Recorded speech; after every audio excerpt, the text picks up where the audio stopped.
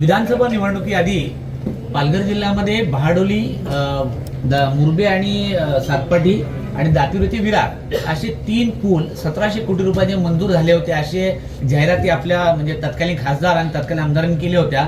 त्याची आज कुठेही काही चर्चा होत नाही. आज 15 महिने झाले. काय म्हणाल? आपण सांगितल्याप्रमाणे जुनं कधी अनाऊन्स केलं असेल तर त्याची काही नोंद मला द्या. सर MMRDA प्रचार तुम्ही फक्त त्याचा रेफरन्स देऊन मला एक पत्र द्या किंवा माझ्या प्रियकडे ते मी ऑनलाईन पडवणार त्याची पूर्तता करण्यासाठी मी प्रयत्न